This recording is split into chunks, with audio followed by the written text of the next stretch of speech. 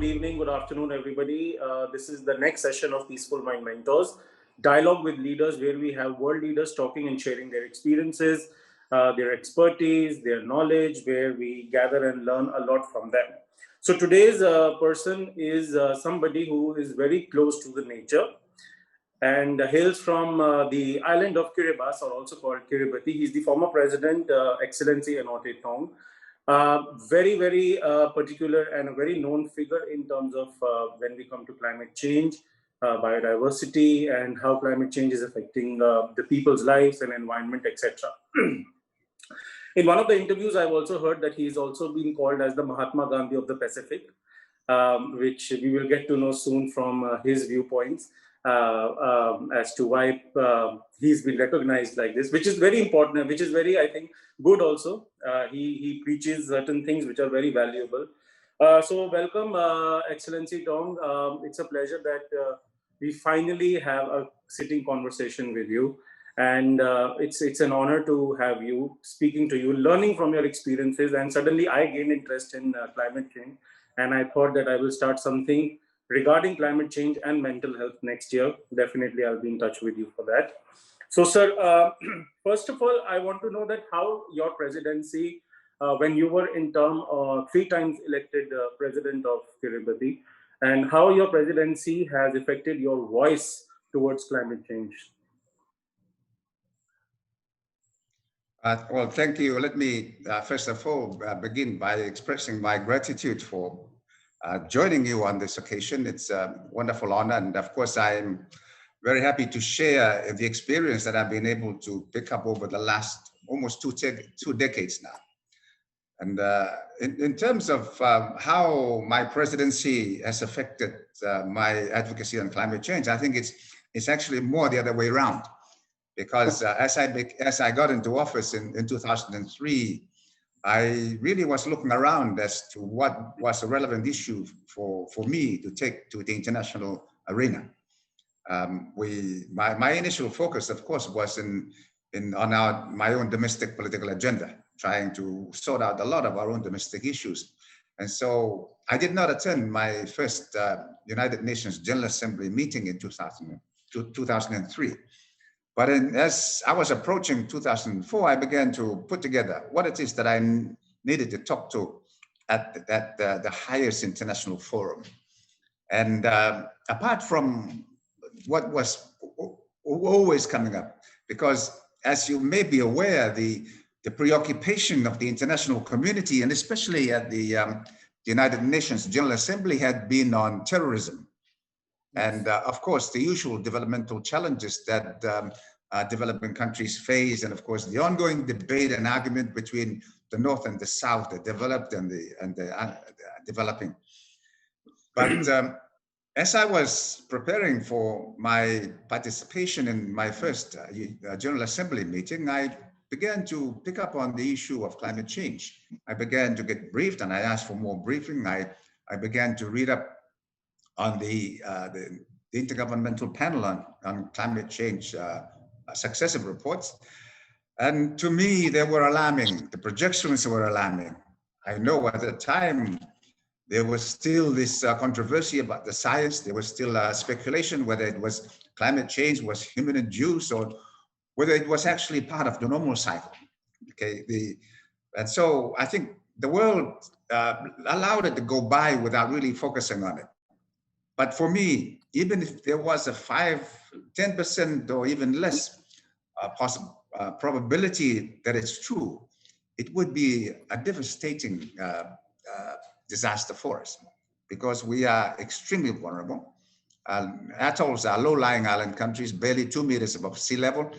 And so what was being projected was really extremely disastrous for us. And I don't think we could ignore it. And so in my first engagement at the UN General Assembly, I raised that issue and began to try to focus the international attention on the human dimension of climate change, not so much the environmental questions, not so much the science, but the human dimension, what it meant for people like us. And now, of course, we are coming to the realization that it's not only an existential threat for the most vulnerable countries on the front line, like ourselves, to value the Maldives in the Indian Ocean. But it's becoming an existential threat for really mankind. And so in many ways, it dominated my presidential term.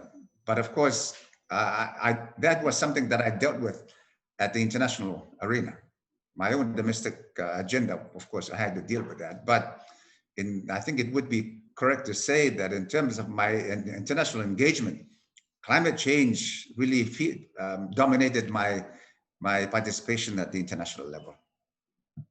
So if I ask you, like because this program is heard by amateurs also, college students also, who might be from this background and not, how do you define in one or two simple sentences what is climate change? Well, I've always said this in all of the speeches, in all of the writings that I've said, and I've always regarded climate change as the greatest moral challenge facing humanity. And I've just seen, I think, a question raised in an exam, I think, that what did I mean by that? And precisely what I mean is because we humans we created it. And we know that we created it, and we know the cause, we know how to remedy it. And the question is, why have we not remedied it? And the reason is because of the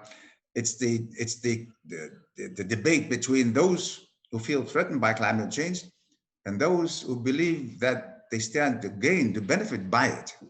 And I think it's about those that think they benefit by it, realizing, reading the science, accepting, acknowledging that the science is correct, that what they are doing is detrimental to the future of other people.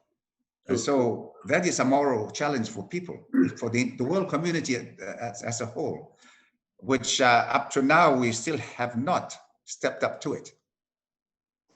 So, sir, there would be obviously, will come after your presidency later. But even during your presidency, when you were advocating for climate change, I've heard a lot of videos about you, where you're advocating for climate change as a very serious threat to human existence. There would be some sect of people who are not believing in it also. Like in one of the videos, you said yourself that people say to you that stop scaring us. It is nothing like that. So how have you That's dealt right. with? Well, it was, I can assure you it was a very lonely world for me at the start because nobody at the international level was taking me seriously. And I was speaking, but fortunately, I think as a region, the Pacific is the most vulnerable to climate change. And so as a region, other countries in similar situations as ours began to rally behind my call for action. And but again, there was this half-hearted push. I think I don't know, because I think it was a new area for anybody to step into. Even I began to wonder, am I making a fool of myself? But as the science kept coming forward, it began to consolidate. And as the controversy was resolved between those denying climate change and the science, whether it was real or not, as that became more and consolidated, I think the next question is how do we deal with it? That is the next challenge. But I think reading the science and knowing what it means, I think it's more serious for some, but not so much for others. And of course, facing the denial is one of the most frustrating things that I've had to face. Even in my own country, I had that, where church leaders are saying to me, "Oh, come on, according to the Bible, there shall be no more floods." And I was seriously challenged. And this is one of the reasons that I actually deliberately went to see the Pope, to try and invite his intervention in this, because he was the only spiritual guide, because I think the climate change needed spiritual guidance, because the human and the physical was not responding in an adequate manner. So I had to appeal to that. Unfortunately, of course, the Pope stepped forward. If I had access to other spiritual leaders, I would have gone to see them, because it was a highly moral issue. True. And there had to be some intervention at the spiritual level rather than the physical, because I think our capitalist world has failed us. But I can assure you, I was facing all of this right all the way through. As I began to take up more active, aggressive uh, advocacy, I was actually challenged by some of the very large energy corporations who felt threatened by what I was saying. And so Yes. they wrote to me to tell me that I was wasting my time. And of course, I met other leaders, even here in the region, who were arguing against me. And I remember a confrontation I had with two of our leaders in our part of the world who didn't feel threatened, but they felt threatened by uh, a, a rise in global temperature of less than 2 degrees, because if Yes. it was 1.5 or less than 2, it would be too detrimental to their economic growth. And I had that direct confrontation. So that has been the challenge that I've always faced, and we still face it today. Even over the years, there's been changes of government in Australia and New Zealand, and there's been changes of policy in the United States. Of course, we all know that. But closer to home, I have more direct connection with leaders in Australia and New Zealand. And so at the moment, the Australian government, again, is no longer supporting measures to deal with climate change. But hopefully that will change. I'm so happy to see the change in the United States. I think that is a welcome. But the question really is, are we taking action soon enough? Are we going to be able to avoid surpassing the tipping points that we already maybe are getting very close to, if we have not already surpassed them? So yes, I've had that, and I faced it at the UN General Assembly because nobody listened to me. And so we said, oh, what about eco-terrorism? Maybe they will understand that this is the worst form of terrorism. But still, no reaction from the United Nations at the time. So, sir, you have this body on United Nations of Climate Change, which is called UNFCCC, if I'm not wrong, right? So, this body has been there for long, and I mean, obviously, the Pacific is more vulnerable for climate change, and even the countries which are neighboring the islands, even some of the countries in the Caribbean, I think they're very vulnerable. All right. Right. So, why not there has been any decision till now? Because it's as simple as to make peace, right? I mean, I know peace is very costly these days, Yes. but I mean, it is very simple to make something which is there. You can see from your eyes that it is happening. Why not we people, especially if we talk on moral, why don't we believe in making peace? I mean, why? Yeah, and it's not simple as that, but I think I've learned from experience that it's actually a lot more complicated, because people are as varied as there are many people. Okay, and let me give you an example, because I had been asked recently, how do I compare the global response to COVID-19 to the response of the global response to climate change? Okay, and this is COVID-19 is, I think everybody felt threatened by COVID-19. Everybody wanted to deal with COVID-19. They wanted to eliminate it. They wanted to eliminate the virus. But with climate change, the measures needed to remedy climate change, not everybody is in agreement. There are those that actually believe that they benefit by climate change, and maybe they believe that when all of the predicted forecasts that of what the impacts will be, they believe that with all the material wealth that they will be able to accumulate, they will be able to stay above it. And so again, it's a part of the argument that I've always said, that this is a deeply moral challenge, because there are people who know they are destroying the homes of people, they are destroying the lives of people, yet they continue to do it simply because it would give them a greater power, greater wealth. And of course, the next question that's always asked is, why do governments not act? Okay. I was about to ask you this. Okay, but it's part of that same story. And I think there is no secret in the reality that most of the governments who do not support the taking action against climate change, and sometimes actively continue to support the fossil fuel industry. And I came across a term in one of my talks in Australia and last year, a term called regulatory capture. And what it is I asked, what do you mean? But I was expressing it. But what it is in academic terminology is where the regulators have been captured by the ones they're supposed to regulate. And so in this case, the fossil fuel industry are supposed to be regulated by the government, but the fossil fuel industry instead has captured the industry and controlled it and taken over control. There is no secret in that reality. And I think we have to acknowledge that, and we have to question the continuing legitimacy of our democratic system. True. Sir, also, many things you have covered. Automatically, you knew what questions are going to come. Sir, there was one village you mentioned in one of your interviews that got submerged underwater, or people got relocated in Kiribati. So because of the climate change, where I think you also grew up, and there is only one church which is left in that village. Okay. Yes. Can you just? It's an island where I went to school in as a young lad in the 1960s. 1963, I was there. And there was this village that was, I think it would have been the second largest village on the island, very vibrant, full of life. And I have been there. And now it's no longer there. Yes. And it was so water when I was seeing it. It's most of it is gone, but there is no water.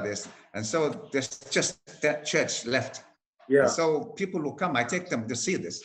And they've asked to be relocated.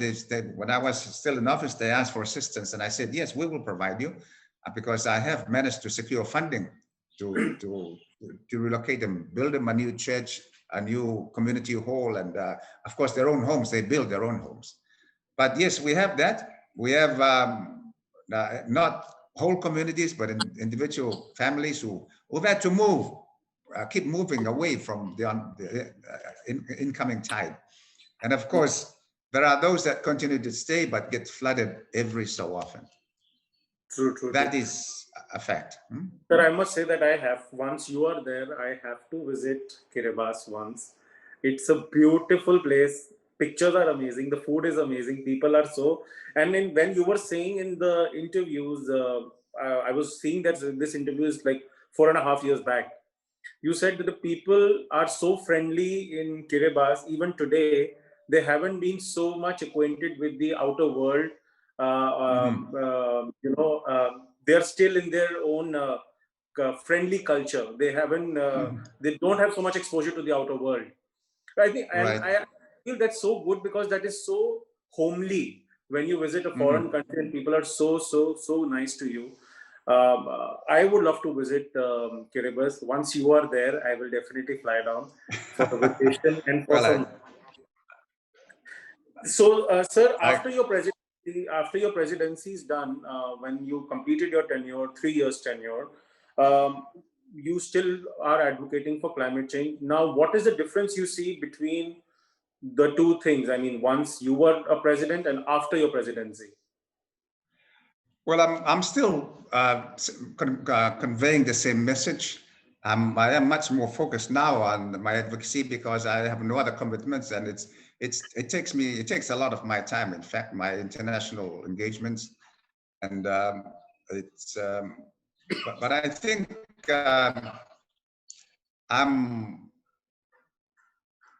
I think I have more freedom to express what it is. I can say that politicians are not the best leaders to deal with climate change, and I say this, and the reason is very clear, because politicians quite often are thinking about the next election, not the next generation.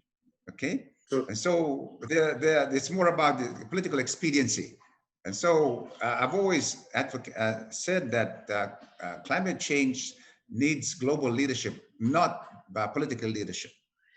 We've got to get away from politicians trying to deal with climate change. And that is the problem of the lack of progress on the discussions within the UNFCCC, because each delegation comes with its own national agenda. And no, you cannot do that. You got to think globally. You got to come as a global citizen, not as representing a government and the people with their own agenda. That is important. True, true, true. Just coming to the end of just 2, 3 questions, it suddenly popped out in my mind.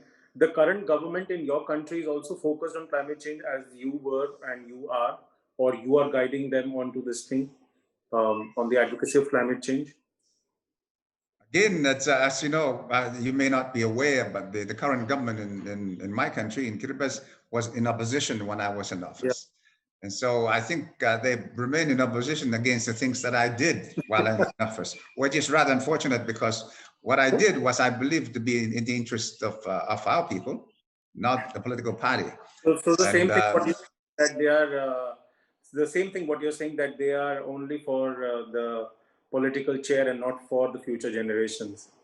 we've got to think beyond. I think leadership is the most challenging role, and one has got to take it very, very seriously. And it's not about your short-term personal ambitions. It's got to be you take on the new persona, as if to say, once you become a leader, because I was in opposition, and when I became president, I had to think like a president.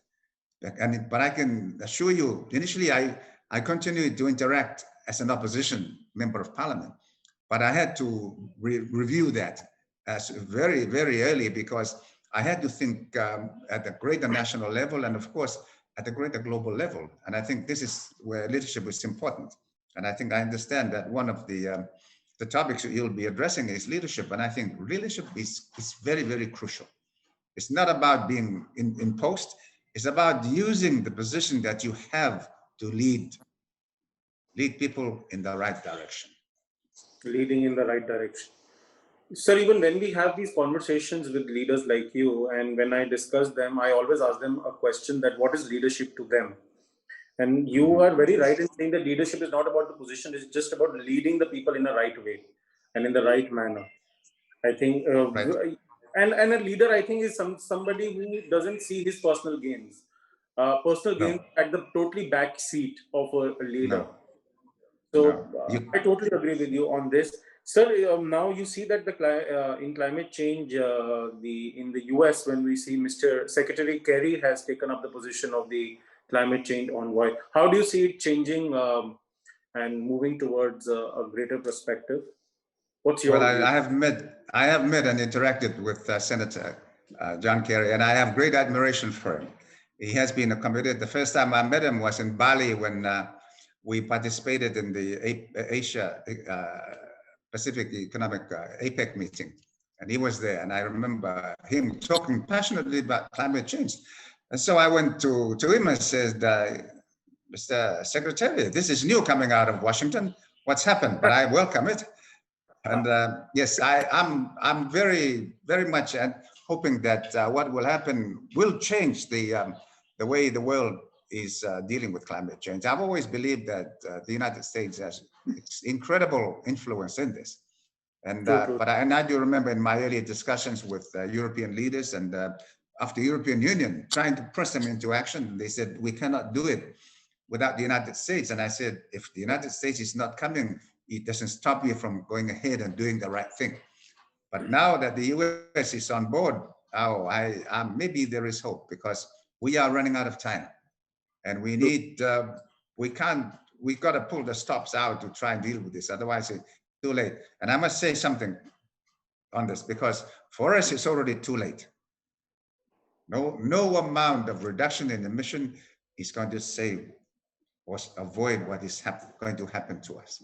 That is what the science has concluded, and I have no reason to question that. Sir, your country was, and you were a part of this Pacific Island Forum, if I'm not wrong. It's like a forum, like a CARICOM. So in that also, you must have put forward climate change and the effects of it on small, and what was their result? Well, it's the forum. I think because as a grouping, as of countries, the Pacific Islands Forum, it's it was very solid in going forward to Paris, and I really believe that as a solid grouping, we didn't have an influence on the outcome of the Paris discussions because we had no choice but to try to argue for for the best outcome. Unfortunately, of course, France was very much on board. We had meetings with the French presidency, and they were very much on board. And I think, to a large extent, that influenced the outcome of the Paris Agreement. But again, Paris Agreement is a piece of paper until we can put into effect all of the commitments that were made there. And so far, we're not on target. So anything which is not executed is just a briefcase agreement, which is just kept aside. Yeah, I mean, it was maybe it was meant to keep us quiet, but we shouldn't allow ourselves to be quiet because real action has not taken place. Okay, and sometimes there is a lull to just sit back and enjoy the battle and forgetting that the real battle is still to come. All right, and I think that we are still in that phase. We have not moved forward into real action yet. The real action that is needed, and as I keep saying, it's getting close to not being too late. So the leaders around your country, Kiribati, I think Micronesia is also near. Tuvalu is also nearby. Fiji is nearby. They also feel very passionately about climate change. And have you discussed with them? Absolutely. As a region, it's very solid. We have a grouping of the Pacific Island members of the forum, and we have Australia and New Zealand. Australia and New Zealand change with the change in government, but in the Pacific Island countries, they do not. They do because it is a present and clear danger for the future, for the future generations. That's true. That's true. My last question, which I am very passionate about, the field which I belong to, how do you see climate change affecting mental health of people? And what steps and measures could be taken which we can just address to the youth of today for climate change? Yes. I've been asked a question on what's called climate grief, and I said, what is climate grief? All right. But I think one of the questions that I've often been asked is, so how do you people feel about this? And quite frankly, I must be very honest with you. I've never really gone into the detail of discussing the full implications of what climate change means for our people, especially the young generation, because the reason that I've avoided doing that is because it would make them extremely miserable. And the reason is because there is nothing they can do about it. They have to depend on their leaders to do something about it. And in terms of, I think once if anybody comes to the full realization of what is coming, they would have a hugely miserable life. That's true. That's right? true. And but for me, as a grandfather, I have extreme apprehension about what the future of my grandchildren is going to be. And it's not a good future. That is for sure. And it could be worse than not good. But the real question is, are we putting anything in place to guarantee their safety? And this was the question that had always scared me, to be asked by my people. We're hearing about this, that there is climate change and that there may be flooding, there may be what have you planned? Because my response at the time would have been, there is nothing that I planned because there is nothing we can do. And then I agonized over that for a long time. And I want to share this because I'm sure other leaders are going through the same process. I've been through it and I've come out of it. And you've got to take a different mental state. You just got to say, so what? We just try and do it as best we can. But we must never give up trying. So even I'm thinking to start a new project next year on since I deal with mental health probably, and recently I came across many people who are dealing with climate change. You are there, and there are other people from US and other parts. So we are thinking to start a project on peaceful planet, since our organization is Peaceful Mind. So we are All thinking right. of one peaceful planet, showing climate change and effects on mental health and human behavior.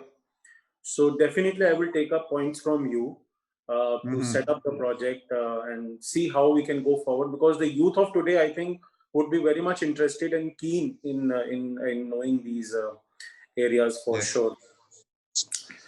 I speak a lot to the young Yes, people in you do, Australia, and you are very much and passionate about youth. but I think it's the young people that are more passionate. It's their world, and I keep saying it is your world. You got to take care of it because we didn't take care of it, and we're not taking care of it. And so I think the young people, I think the young campaigners, what's this young lady from Sweden? She's doing a wonderful job, but we need all of the young people to step forward, including the children of the CEOs of the fossil fuel companies, because their children are going to be affected, and they've got to realize that. And their children have got to tell their parents that what they are peddling is damaging to their future. True.